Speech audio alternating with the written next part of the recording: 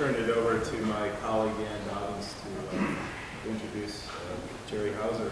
I know almost everybody here, but except for a couple, so I presume you might not know me. I'm Doug Hesse. I direct the writing program, and I'm in the English department, and am quite delighted to co-sponsor the visit today by Gerard Hauser, whom Ann Dobbins will introduce in just a bit. The only additional thing that I might alert you to is that 2 weeks from yesterday, we'll have our final visitor of the year, Patricia Bazell, will give a talk. Late-ish afternoon, we'll get PR out. So I know this is a hectic time of trying to bring things to close, and here we're trying to open things up with some speakers, but I hope you'll agree that it's a worthy thing to do.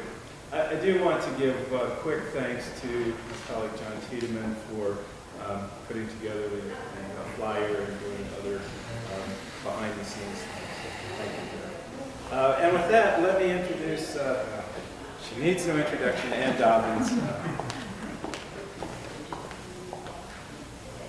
Gerard Hauser, or Jerry, as he's known, is a professor of communications at the University of Colorado at Boulder, where he's been since 1993. Before coming to CU, his first job was at Penn State after he finished his PhD at the University of Wisconsin. He's also been a visiting scholar at Temple University and Northwestern. He's the author of 2 really important books in the field, Vernacular Voices, The Rhetoric of Publics and Public Spheres, and Introduction to Rhetorical Theory. He's also editor of collections of essays and articles in books and journals, and many, many essays and book chapters. He's a major voice in discussions of rhetoric and civic responsibility, the public sphere, social movements, and is now working on a book on the rhetoric of revolutionaries. He's past president of Rhetoric Society of America, founding chair of the Alliance of Rhetoric Societies, and the recipient of many honors and awards, both for his teaching and for his scholarship, by the way. I need to put that plug in for his teaching as well.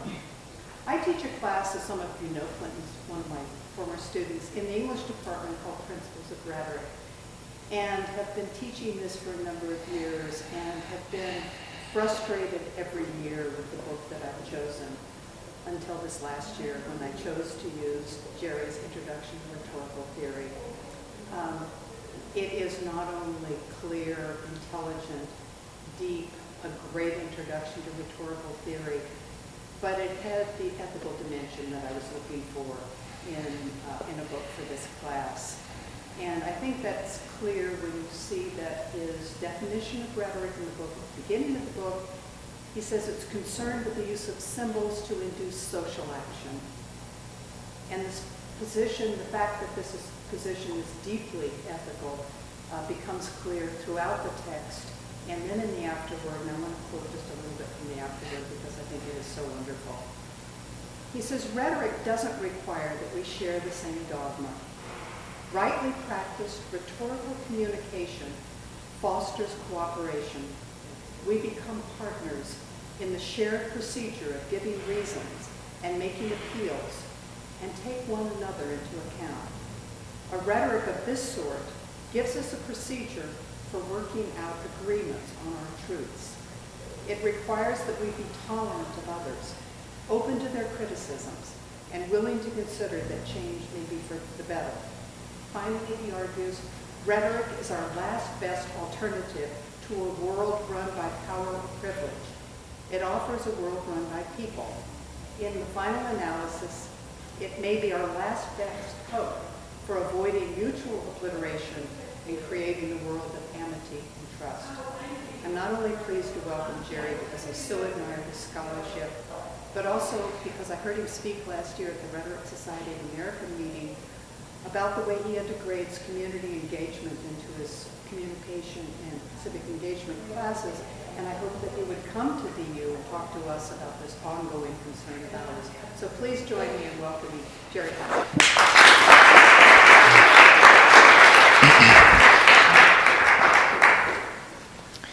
Thank you for that generous introduction. My former student, Amy Grimm, and she's going to collaborate with me on a third edition of Introduction to Rhetorical Theory, and you've reminded me there are things that I don't want to forget. The title of my paper is Rhetoric, Pedagogy, and Civic Engagement, and it's a pleasure for me to be presenting a talk on this topic at a private institution. I attended a private institution for my undergraduate degree in English. And I have to say that I had a greater sense of civic engagement and social responsibility as a part of my undergraduate education than I have seen either in my coursework in a large and important state university or as a hallmark of the state universities where I have taught. So it's a pleasure to be among you, and in my conversations leading up to this talk, I have a sense that that's a commitment that you share. On May 2nd, 1997, the Roosevelt Memorial in Washington, D.C. was dedicated. The memorial is interesting in that it is set in 7.5 acres, 30,000 square meters, and you walk through it. It isn't a place that you go to observe a monument so much as to interact with the memorial site. The site itself traces 12 years of the history of the United States through a sequence of 4 outdoor rooms. And it commemorates the struggle of ordinary citizens, those who came to be called the down and out, to recapture their dignity. Sculptures depict scenes of the Great Depression, such as a man listening intently to a fireside chat, men waiting in a bread line, bent over with despair, a poor Appalachian couple, displays dedicated to public works projects such as the TVA. The genius of the New Deal is what it gave to the underclass in the United States, a sense of owning a stake in America through performing public work. In Vernacular Voices, I have a chapter on Roosevelt's America, and the data for that chapter is taken from the collection of letters citizens wrote to Franklin Roosevelt concerning the 1940 election, urging him to run. It's very interesting to read letters from this period. It's refreshing in that their candor is something we're not quite used to.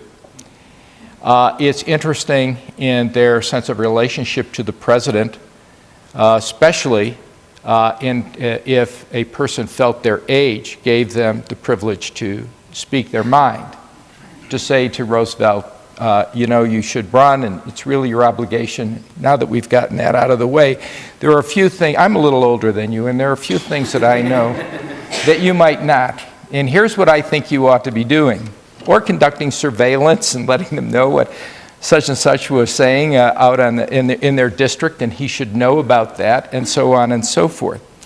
One of the things, however, that is most impressive about these letters, the majority of which are written by Americans who are in extreme circumstances, is their sense of relationship to him and to what he brings them.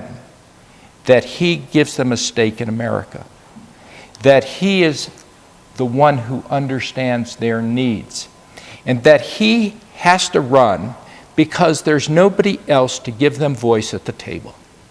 You represent us. Written by people who are certainly not patricians, many of whom are unemployed, many of whom can't spell, don't use punctuation, have probably not had any education past grammar school, if grammar school at all.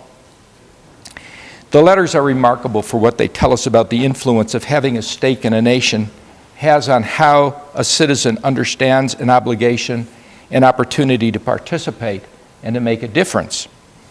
About the difference between charity and opportunity, and through their appeals and observations about what it means to be a citizen.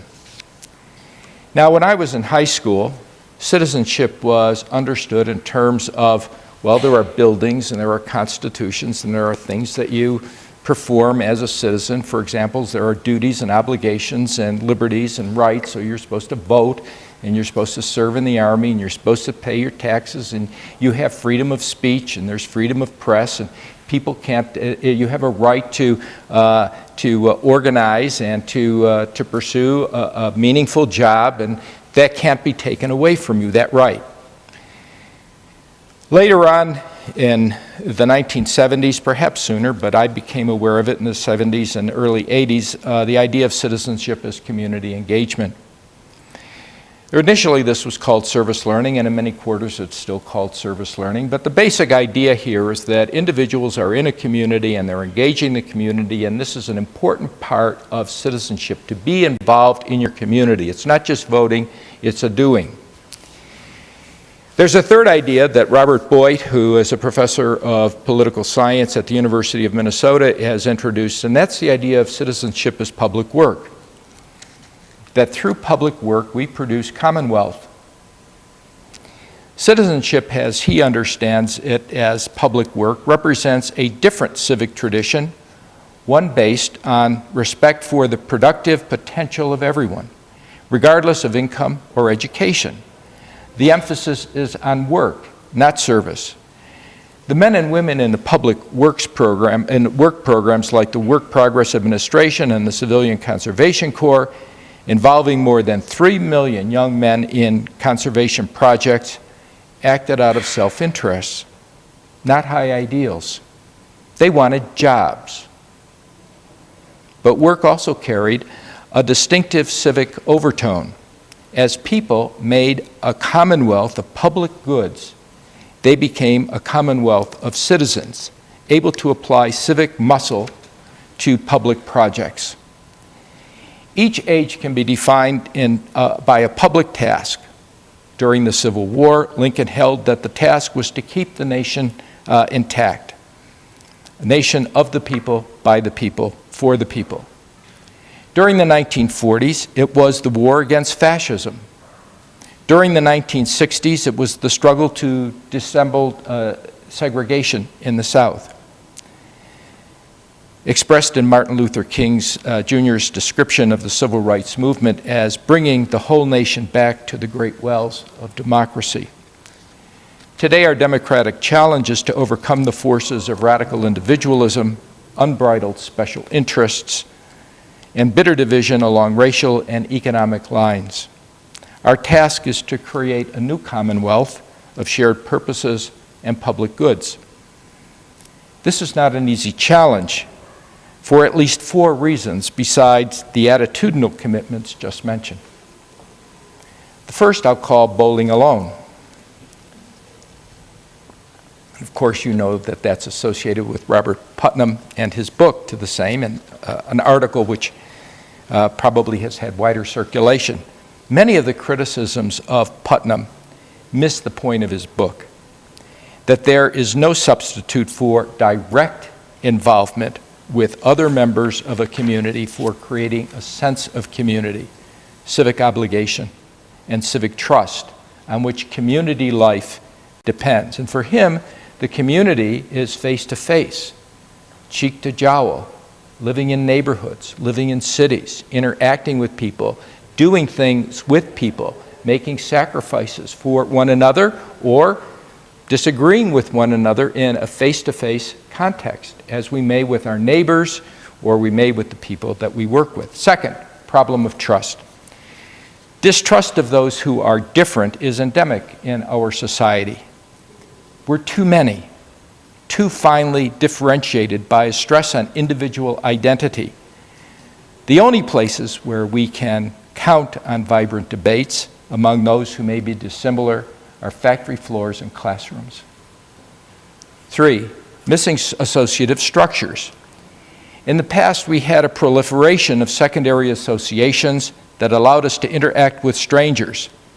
Putnam referred to this long generation of joiners that passed from the scene in the 1970s and 1980s.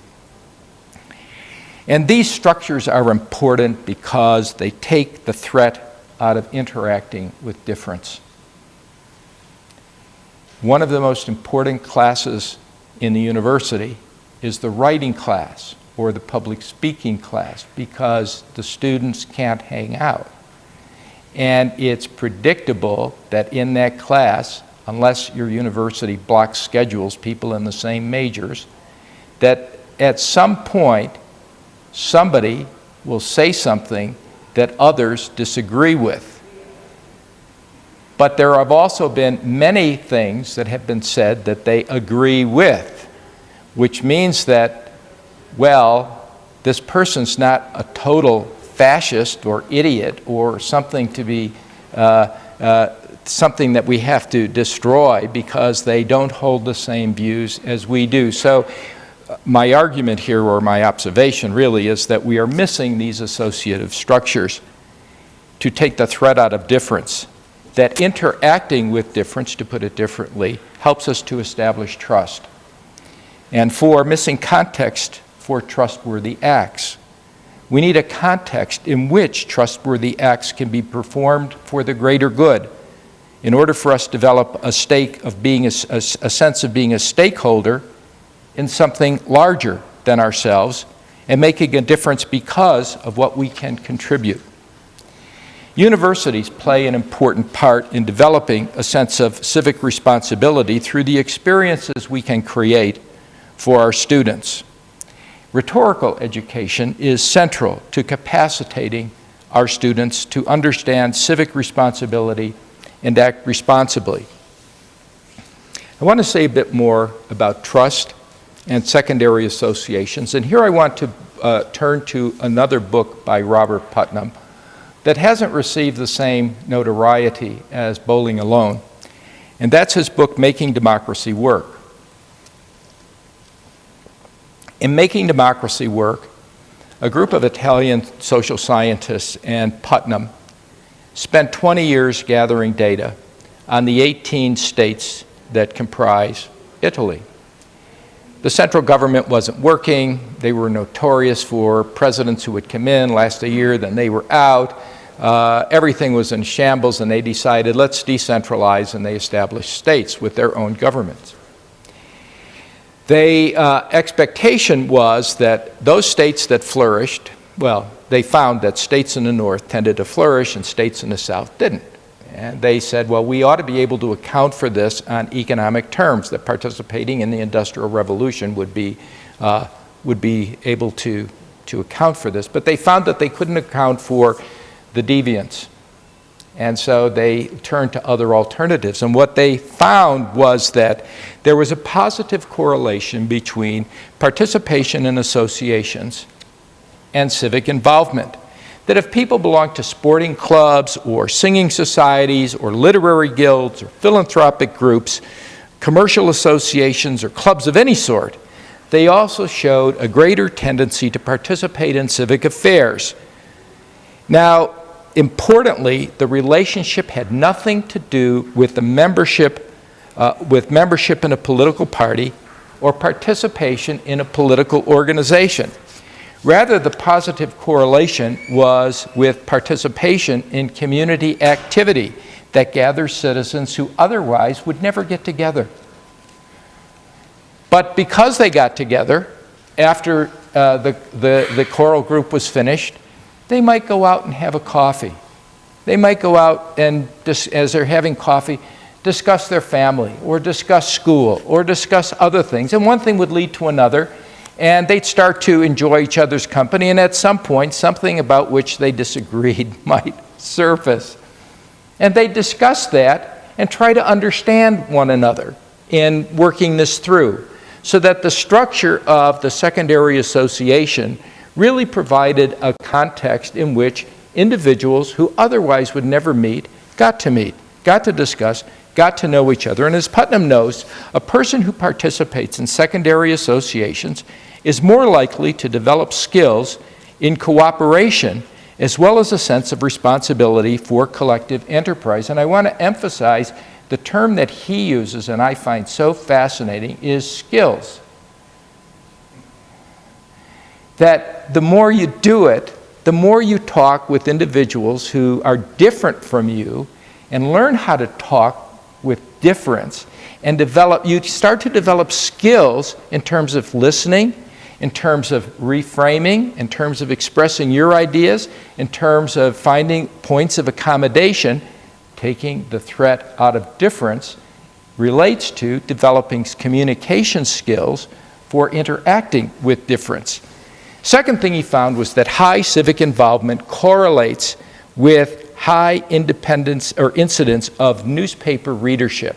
This is almost a duh point that which correlates with in locales with low involvement and whereas in locales with low involvement the opposite is true. And the point here is that, well, people who read newspapers tend to be more informed about what's going on and their stake in it, and so they take an interest. But another thing that happens is, well, people who read newspapers tend to know what's going on and they have more information, so it might not be quite as threatening. And perhaps most important of all, which is the biggest of it, well, people who read newspapers tend to talk about the things they read in the newspaper. And so newspaper reading tended to give people a basis for interacting with each other about civic affairs, exploring what their interests might be, perhaps forming an opinion about their interests, figuring that, well, since I have an interest, I might get involved. Politics begins with desire. And we need to remember that politics begins with desire, and the more you are aware that your interests are at stake, desire starts to kick in, how I want things to turn out, which leads you then to civic involvement, civic engagement, and political activity. He also found that voter turnout on referenda is higher when the dominant organizational pattern for resolving individual concerns is horizontal, lower when it tends to be vertical.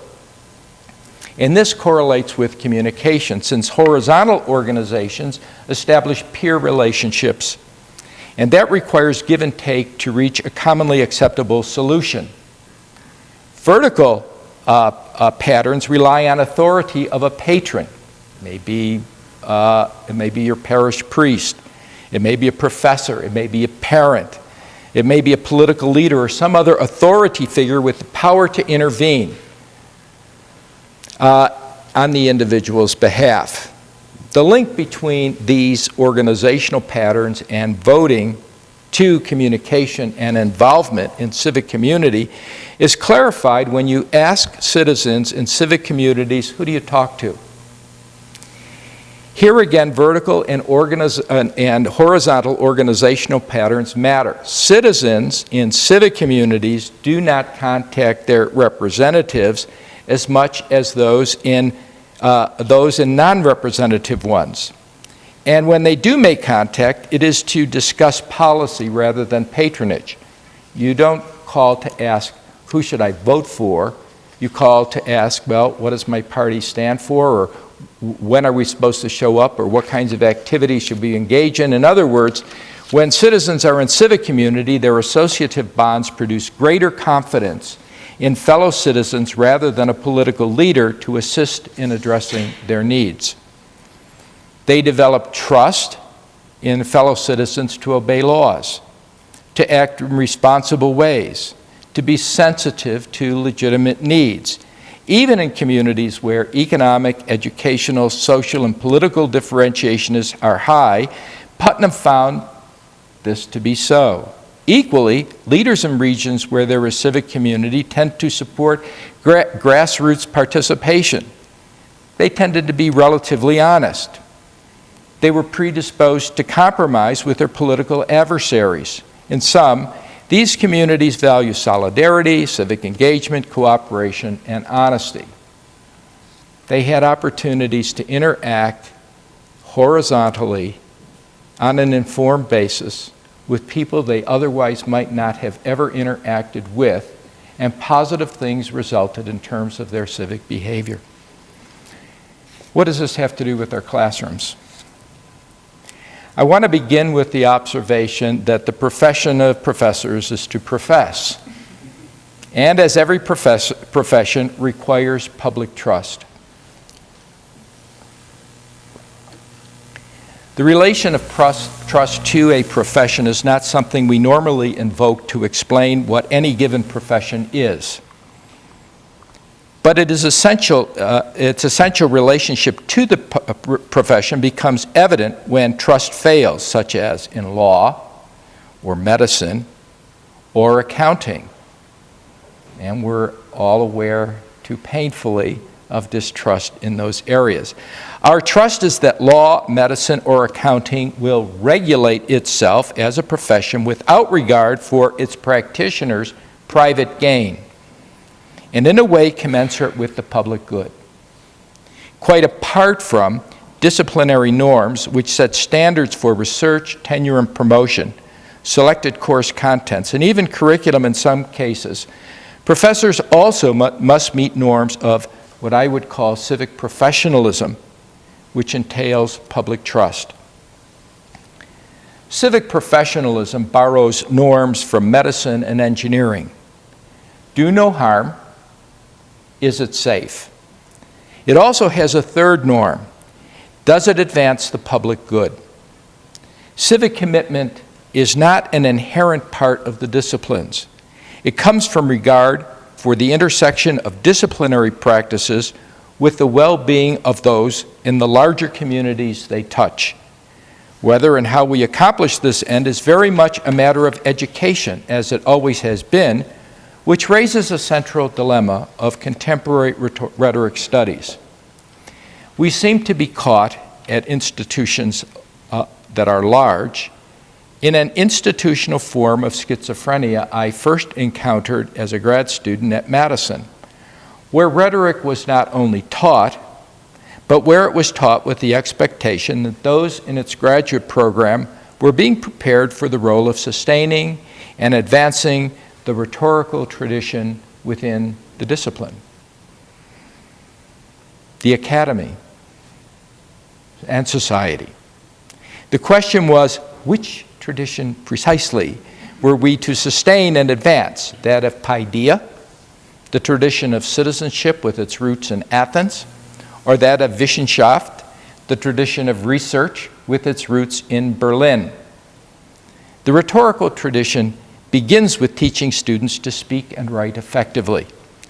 It shares the Athenian concern with paideia, the formation of young students by developing their capacity to function as responsible citizens. And we ought to linger for just a second, not too long, on the term formation. The French, la formation, regard this as a basic concern of education, the formation of the individual. My parish priest was once asked about being involved in civic affairs and things of this sort, and he said, I can't do that. My concern is with the religious formation of my parishioners, creating in them a sense of value, a very basic part of Athenian education. Now, as I say, the goal of teaching for civic virtue was both public and political in Athens, instilling practical wisdom or phronesis in a student who, as an adult, would require the political skills necessary for a self-governing democracy to function and thrive. Importantly, while Isocrates sought to capacitate his students for responsible political and public action, he acknowledged that this could not be taught directly. Civic virtue had to be apprehended. Observing the practice of exemplary leaders, reading important historians, poets, and the speeches of statesmen, and engaging in exercises that brought the student from the technique to the kairos of praxis, suited to the demands of the situation, were schooling by indirection. We didn't tell them how to do it. We showed them it, and indirectly, they came to understand and to apprehend. The student had to be receptive to the cultural texts and submit to them. I belong to this culture. I understand myself in terms of this culture. And internalize their practical relevance through practice in order to learn what a rhetorical education had to teach. Students had to appropriate the wisdom of masters and acquire their own sense for its translation into phronesis. Masters is in quotation marks, please. In this model, teachers exist for students. The Athenian model of educating for paideia is at odds with a context in which much, perhaps most, rhetorical and liberal arts education occurs today. During the 19th century, the German Research Institute was established with a remarkably different set of goals from those of Athens. It assumed that students would learn well-established and no longer problematic knowledge, the cultural texts in secondary education. By contrast, research universities, in Humboldt's words, quote, always treat knowledge as an as yet unsolved problem and thus always stay at research. This vision promulgates a bipolar model that stresses two quite different but interrelated enterprises. One, orderly, disciplined, critical research, or Wissenschaft, and two, professional education. The Berlin model establishes a relationship of the student to knowledge and to the teacher based on an apprenticeship that is not focused on the student's personal growth, but on the discovery of knowledge. The student aims at learning how to conduct research by asking researchable questions that can produce verifiable answers via repeating the same investigative procedure. So Berlin's hallmark is the academic freedom to pursue one's research interest. At the graduate level, the model seeks to train students to become professionals who will continue to conduct research. At the undergraduate level, it emphasizes learning objective facts and acquiring the basic investigative methods of the discipline in order to put them in service to the technical demands of the professions for which the students are preparing. Wissenschaft provides for critical rigor. Professional education prepares for the application of theory to practice. In this model, teachers do not exist for their students. They are researchers for whom students are needed to help achieve the goals of their research projects. Consequently, their teaching model depends on communicating their results directly to their students in order to keep them focused on the research project which sits at the center of their study, but has little concern for their formation. The Berlin model, which came to the United States with the founding of Johns Hopkins in 1876 as our first graduate university, introduced a culture of Enlightenment intellectual values that continues to dominate American higher education, with the PhD, a research degree, as normative of excellence. Although the values of Berlin are at odds with those of Athens, there's no gainsaying its accomplishments, including those in rhetoric studies. We may be especially proud of our intellectual histories, critical studies, and theoretical contributions to knowledge about human discourse and its consequences for society. The dilemma is not one of displacing Berlin within the framework of Berlin, but to restore Athenian values in a way that can survive in Berlin, which has little concern for the formation of the student, and has pushed concerns for citizenship to the margins. I think it's important when we're thinking about rhetorical education that we concern ourselves with the relevance of this education in the world. For me, it's less important that the world understand the relevance of rhetoric than that they think and act in ways that embrace the values of rhetoric. Invention, kairos, using language for identification and influence, resolving problems through effective communication, establishing agency, and so forth. And this starts with change agents who are rhetorically competent we hope, our students. So rhetoric first needs to be relevant as a way of thinking and doing to our students before it can be made relevant in the world. Now, I think there are some first steps for this, which we as teachers need to incorporate into our thinking. As teachers whose practice lives up to the ideals of civic responsibility, we should start to address this dilemma by recalling that rhetoric is one of the 4 practical disciplines, easy to remember, PREL, P-R-E-L, politics, rhetoric, economics, and law.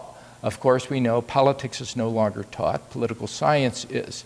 And economics is not really taught as a practical discipline. It's a highly mathematized discipline based on models and projections of the future. And law is really not teaching law students how to be attorneys so much as how to be law clerks and learn black letter law, as is notoriously complained about in law firms who say now that we have a graduate from law school, it's going to take us a year or 2 to teach them how to be a practicing attorney. Rhetoric is the lone holdout of a practical discipline that's concerned with where the rubber meets the road in terms of practical action. It's a form of experiential learning. I like to relate this to an experience that I had as the director of an honors program at Penn State. We had criteria for admitting students into the program, and there were various entry points. And in order for a student to enter in at the beginning of the junior year, where their focus would be primarily upon departmental honors, they had to have a certain grade point average, and I believe the grade point average at that particular point was something like 3.2 with a 3.5 in the major. I had denied a student in the College of Science admission, and the associate dean came over to see me, and he said, "Jerry, I want you to put the student in." And he said, "Well, Norm, he doesn't meet the qualifications. I'm sorry, you know, we have standards, and he doesn't meet up to the standards. His grade point is going to go up 3 points next year." "What do you mean he's going to go 3 points next year? How do you know that?" I said, "Know that because next year he's going to be in a lab, and he's going to be encountering experiments that don't have the answers in the back of the book. And he's going to be so intrigued by these problems that he's going to spend 26 hours a day in the lab." I took my daughter to an interview at Moravian College in Pennsylvania, the 5th oldest college in the United States, and true to the tradition of the Moravians, very humble, and their students are magnificently accomplished. And as we were there, it was around thesis time, and I noticed that there were mattresses in the science labs. and the students were there at the experiment all night long, and they crashed in the lab, and then we walked up there back to the bench doing the experiment. And it's clicked for me. It's the experience that students learn by doing, that experiential learning is incredibly powerful. And it occurred to me that I had been doing this all along. I just didn't have a concept to put around it, that I had begun by teaching undergraduates rhetorical theory, which is not something that you would imagine a 19-year-old would find very sexy. And so in order to sex it up, what I would do is have them take it out into their apartments or the streets or whatever and do observations and come in with them and get these hilarious 3-page papers from the students about how they were seeing what we were talking about in class being lived out in their apartments, and found things out about my students really I would have preferred not to know, but that's another story. So they helped me to frame what was obvious for me at the beginning of my career, that the only way students, the best way perhaps, that they internalize theory was in some way to see how the theory was manifested in practice. There was a vernacular rhetoric there. They were having them without them having a vocabulary to describe it. And what the course was doing was giving them a vocabulary, a way to think about those things that they saw going on about them. Taking Fried's advice to heart about experiential learning And bringing it into connection with our concern for civic responsibilities, I have 3 modest proposals. To begin restoring Athenian values, and I'm going to paint these in broad strokes, and perhaps we might discuss them afterwards. First, and perhaps foundational, we must rethink the professional part of graduate education. In rhetoric, to reclaim rhetoric's ties to citizenship and identity as one of the practical liberal arts, a process that is always already underway in a number of programs. Rather than adapting graduate preparation in rhetoric entirely to higher education's prevalent model of research, wherein rhetorical education loses its distinctive union of theory and practice and risks coming under fire for being no more than research light, I suggest we pay conscious attention to developing programs of study that emphasize the theory-praxis union. In order to recenter rhetoric studies on paideia, we must prepare future students of the professoriate to teach courses and perform research concerned with paideia. This may be as simple at one end, including public advocacy as part of the course our graduate students take and teach, to at the other, more formal preparation through broadening our understanding of theory to include viewing the rhetorical situation as theory producing. And here I think rhetoric and composition has much to teach rhetoricians in communication. And their understanding of rhetorical materials to include the voices of vernacular rhetoric, citizen critics, and the data disclosed by ethnography, in addition to exemplary expressions that nurture skill in reading and models for performing citizenship. And if you'd like to talk about that some more, I'd be happy to. Second, we need to expand opportunities for graduate and undergraduate students to engage in public rhetoric. For example, in CU's Introduction to Rhetorical Theory course, which is a most Berlin-like enrollment offering, enrolling 75 to 150 undergraduates, I've used the Cydia's text assignment for the student semester project. Cydia's text asks students to analyze the rhetoric of a local issue in light of our city's rhetoric about itself. They discover that local rhetoric of Boulder, in our case, inflects public discussion in ways unique to our community. Phronesis and kairos in Boulder are not identical with that in Denver. Early on, hence we're the Republic of Boulder. Early on, I discovered that students were more anxious to advocate than to analyze. This is a problem. I had to nip it in the bud. So to get them back on track, the assignment now requires that they use their analysis as the basis for crafting a public appeal to an official, government's body, local media, or some other audience that matters in shaping public policy. In the fall, I'll teach a senior seminar on rhetorics of conscience. Students will be immersed in the ways those whose principles are at stake have engaged in rhetorical performances that were consequential.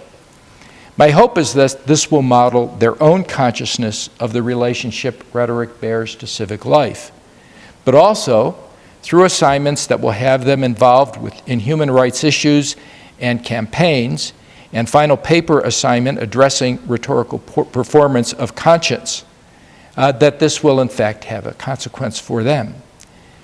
At the far end of the practice continuum, the model of civic engagement afforded by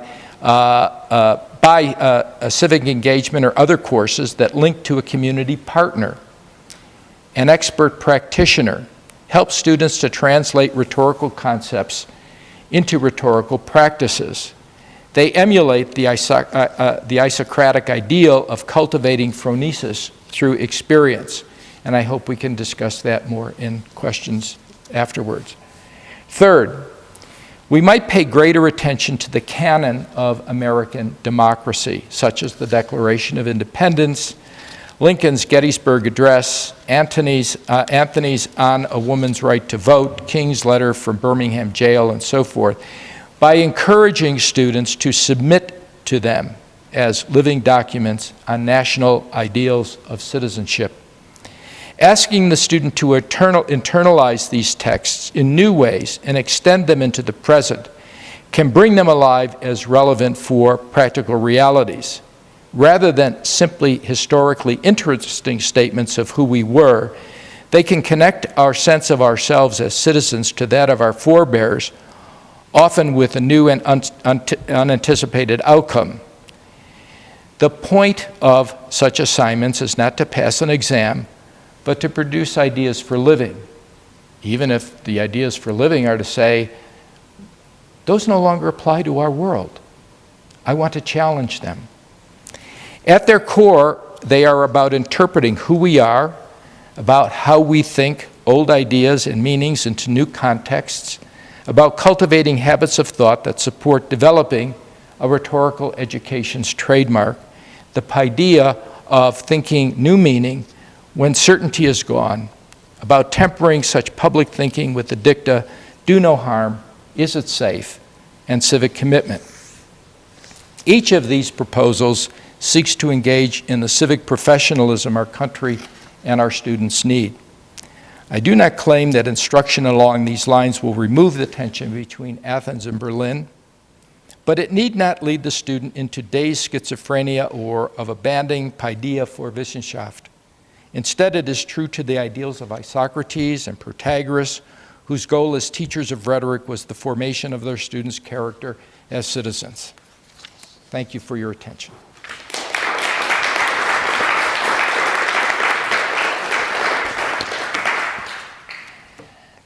We have some time for questions.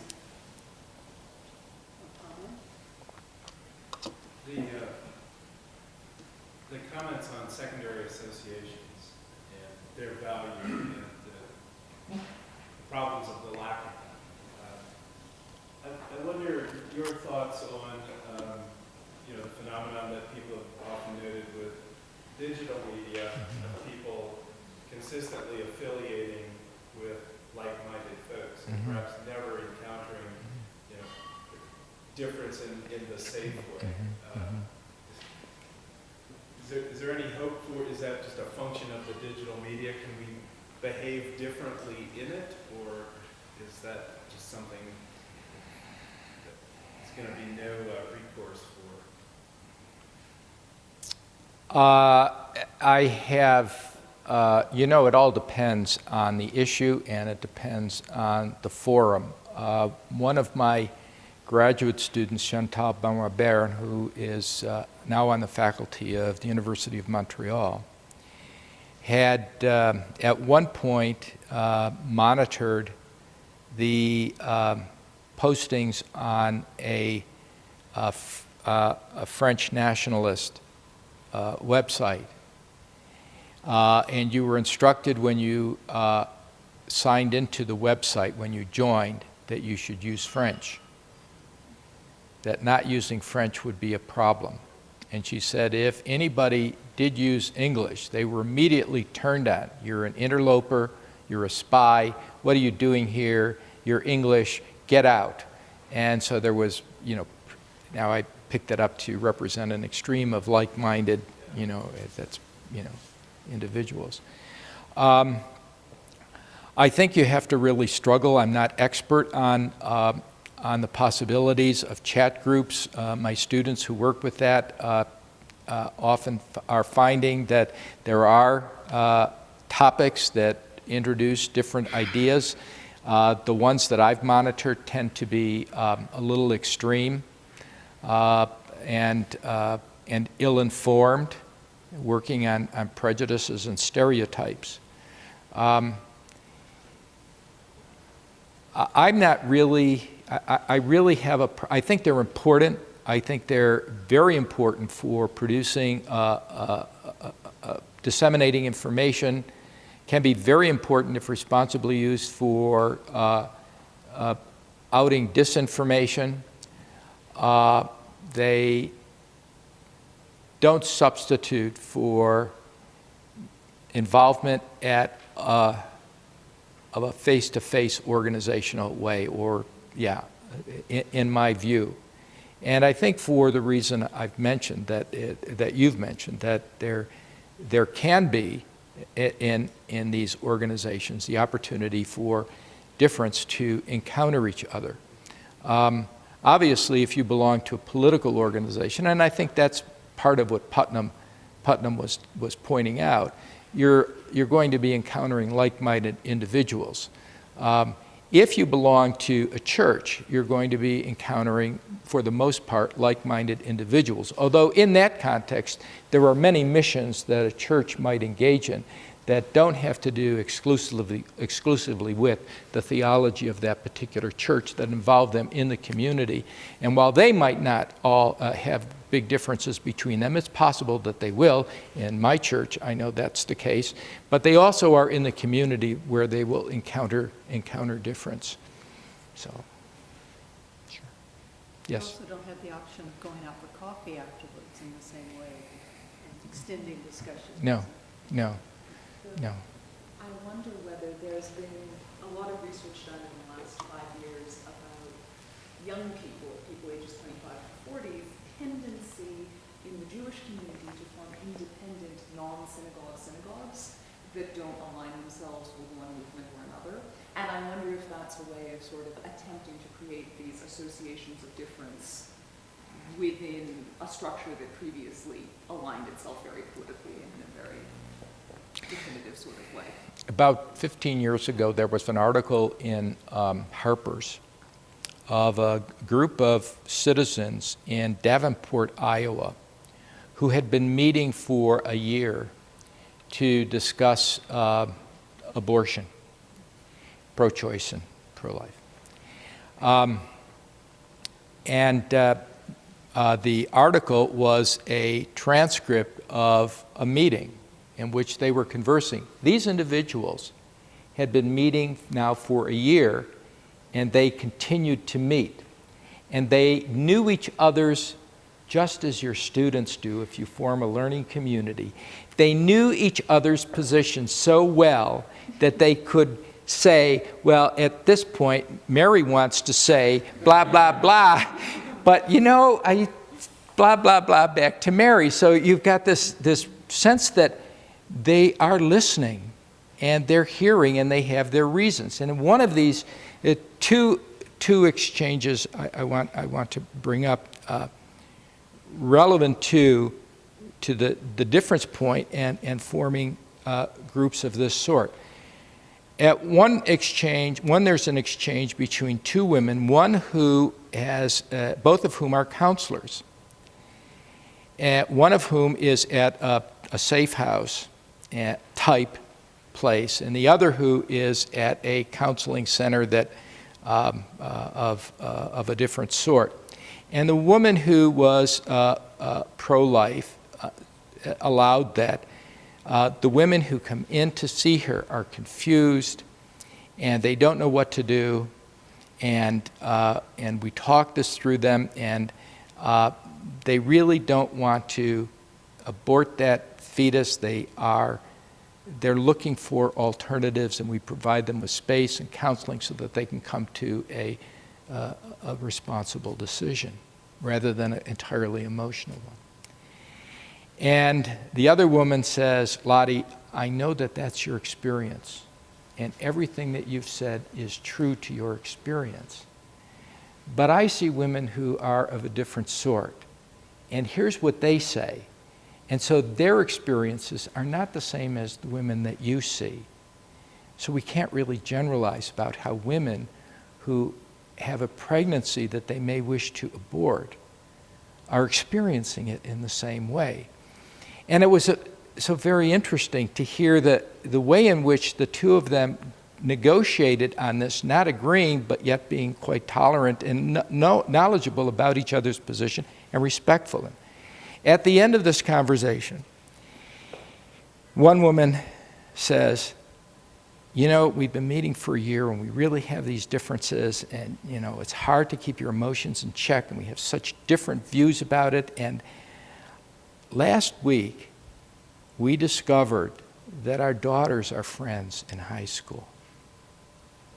And Davenport is important to us, and it's a nice community. And it's not right for us to let our differences get out of hand so that they destroy our daughter's relationship.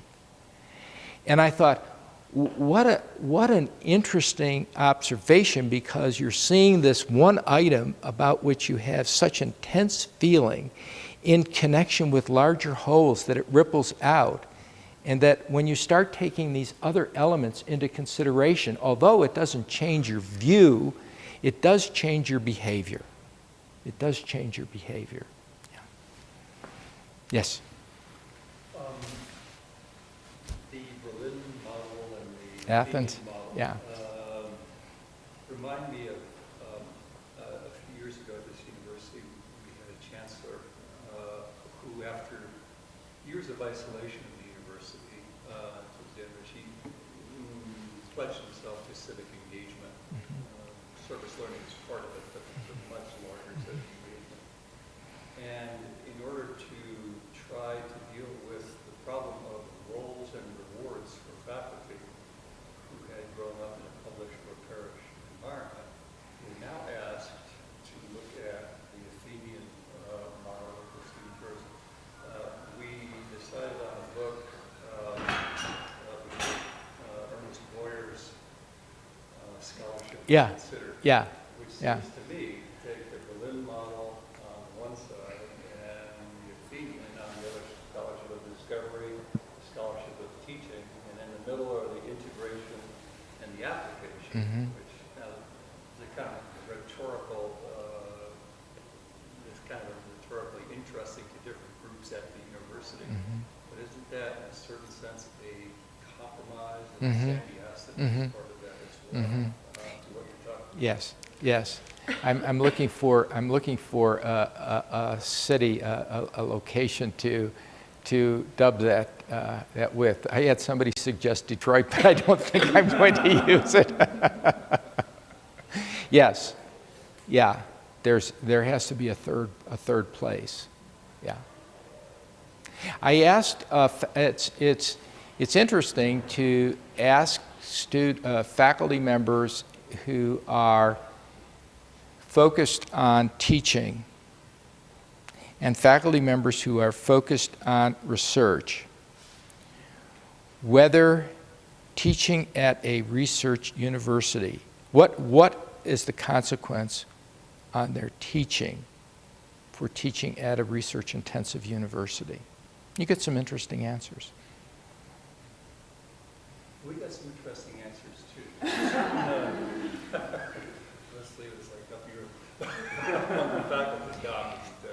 But there were certain groups that were very interesting. The business school adopted this model right down the line. Why do you suspect? I don't know. But why do I suspect that the scientists absolutely rejected it? And it was the humanities and the social sciences who embraced it and quarreled over the terminology.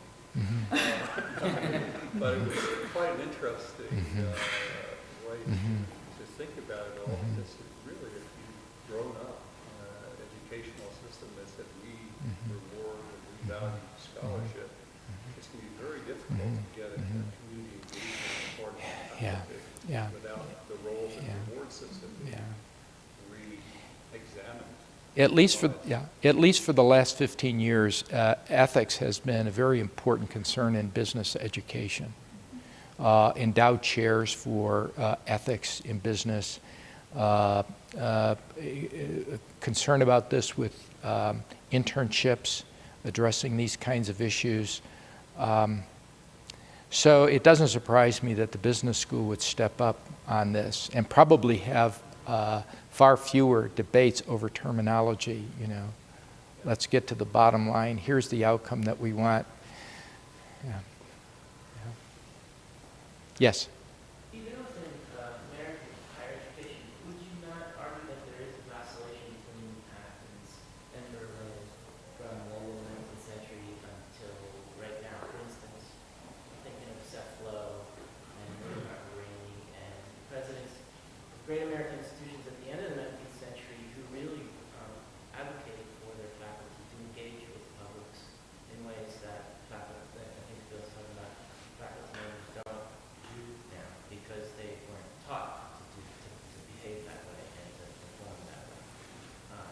Thomas Bender's work, for instance, in Lexington Public Life, kind of hashes that other way of doing higher education, which has been forgotten really since World War II. Has been, It's gone. it's gone, yes. Well, So, in some ways, this is a reclamation project. It's not like Athens never existed. right, in higher education. yeah, It's that it's been forgotten yeah, or it's been erased.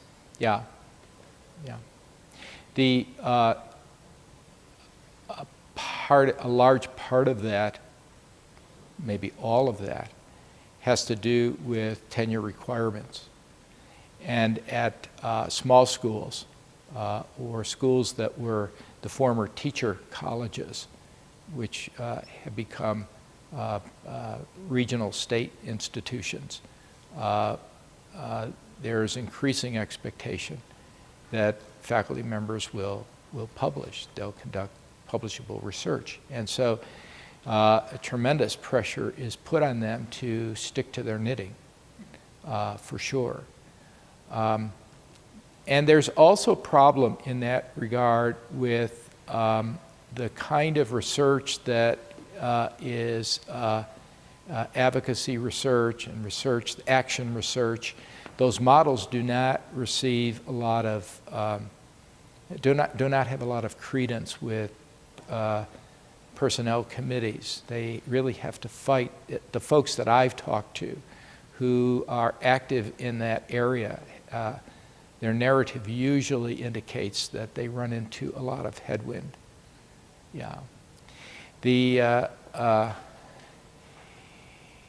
part of that is also, and this goes back to my third norm of civic responsibility and its relationship to trust, that the more insular we have become and talking to each other, and where you write an article and if 100 people have read it, you count it as a victory. What you really did was produce something that gets onto your CV. A lot of that has to do with exactly what you're pointing out, the disengagement of our work with what's going on in the world. Rhetoric should not be doing that. Rhetoric education should be involved with what's happening in the community. And I think my experience has been that citizens are very interested in this. When I talk about political prisoners, that immediately sparks a discussion. They want to know what texts I'm reading, they want to know the countries, they want to relate their own experiences, they have questions.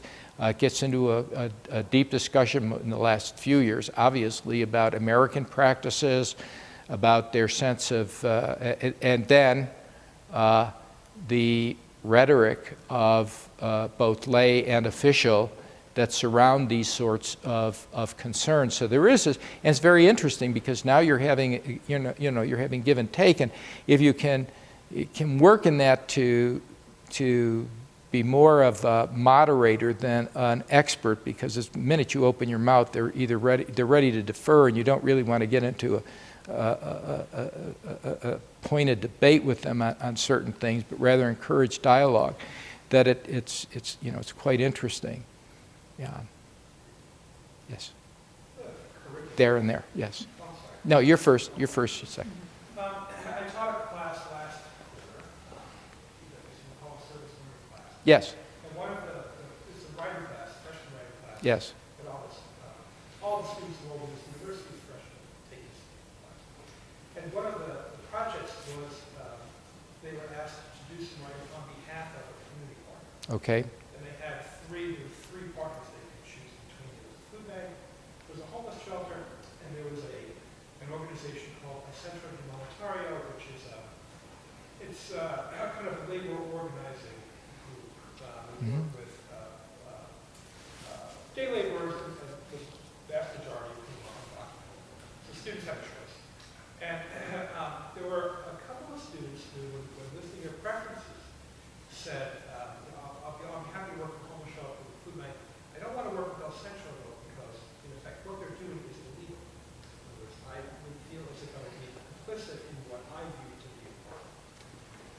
The reason I raised this question is because when you were describing earlier the trajectory of classes that people are teaching are kind of imagining in this type of curriculum.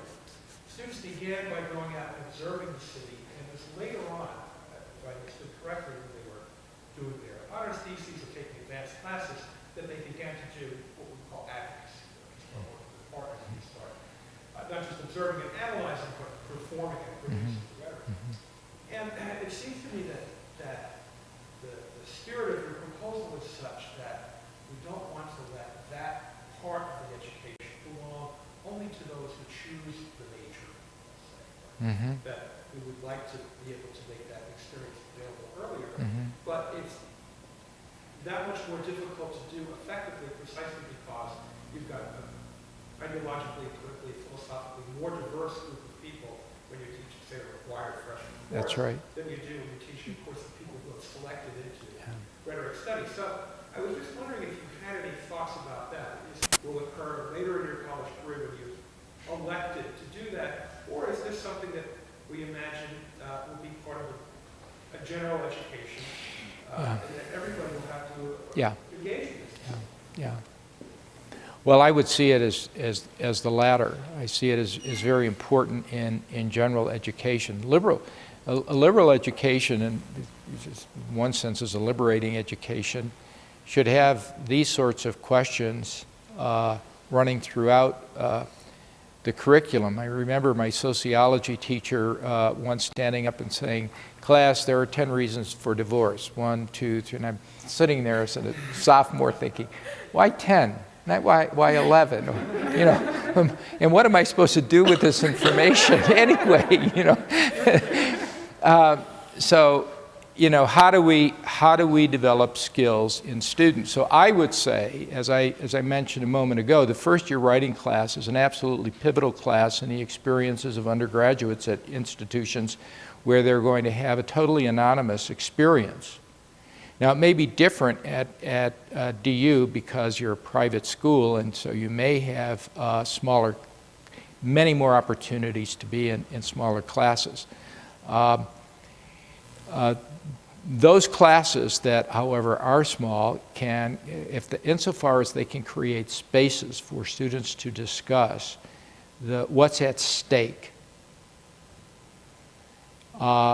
will produce students who are more skilled, not only at expressing their own views about what's at stake, but also in dealing with those who have a different opinion or understanding, as this student did, a certain complexity that leads them to a choice.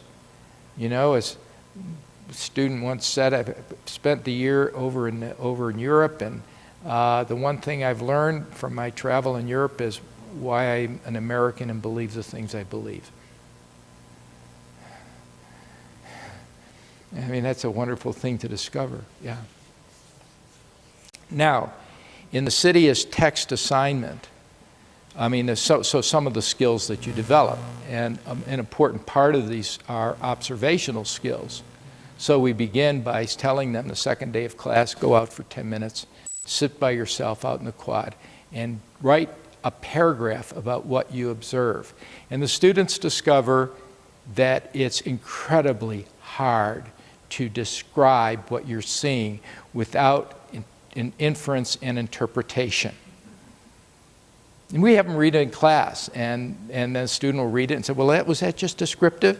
And somebody will say, no, because she said this or he said that. And the second one gets, and then they get the point, you know, and then nobody wants to volunteer anymore, which is okay because now they've seen it. So, and then you lead them through, you know, observation, inference, and interpretation as really important skills to develop in order to make sense out of your world and not just operate on the basis of, well, what you think is what you think and what I think is what I think, and we're both entitled to our own opinions, and so that's just the way the world is. Yeah. Yes? I'm one of the faculty members who teaches first year writing, and we had a conversation with some of the academic advising folks who are talking about the importance not only of intellectual mentorship, but social mentorship of incoming students, and that's part of DU's plan as far as having a first-year sequence and that kind of thing. I was wondering about, we were talking about the tension between the Athenian and Berlinian models. I wonder also if there isn't some tension between the idea of the classroom as public and having those horizontal organizational relationships, and then the fact of the teacher. The big red pen. Yeah, and how, I mean, evaluation is really what I was wondering about. Like, it is not the same. I feel like when we come to evaluate our students' writing, they're one set of complicated concerns. But if we come to evaluate their civic engagement, that's like a whole other, that feels like it could disrupt the trust that you were saying is so fundamental. Let's back up a second now. I think there are some things that you can hold your students accountable for that have to do with the content of the course. And it's not really whether you're engaged so much as in your engagement, are you performing what you've been learning? Does that performance match up? Now, obviously, if the assignment is that you need to, you're supposed to work with this particular organization and you volunteer to do that and you have to show up at 3:30 and you blow off the meeting, hey, you're in trouble. If what you write is obviously indicating that you hadn't at all engaged, you're trying to fake it, hey, you blew the assignment, you get an F, that's life, wake up. But there are other things that you can include in the assignment that are based, that draw on the content of the course, and you look at the student in terms of the student's performance vis-a-vis what you've been teaching them to do. Yeah. To what extent do you frame yourself as a member of the discourse community or of the public that you are constructing in your class? It depends on whether I'm coaching them or whether I'm evaluating them. So as far as that, we understand that at some point, as I tell my students, there is some point in the semester at which I have to perform a bureaucratic necessity. I have to file a grade, and if I don't file a grade, I know for one thing for sure, even though I have tenure, they probably can fire me because I have failed to perform my duties. Apart from that, I can get away with murder, but I can't get away. I must perform that function, and we'll do that based on what it is that, but a lot of my efforts here will be as a coach. I want to see you succeed. That when I see you on campus after this, I'm not going to see you with a B on your forehead or a C on your forehead, but we've been in this relationship, and I hope it's been productive for both of us. So you try to put yourself in that position. Second, you can create student assignments that have them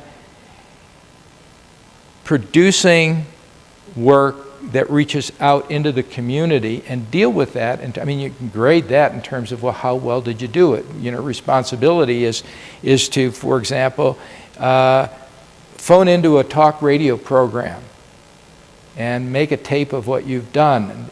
So did you do it? And how did you do?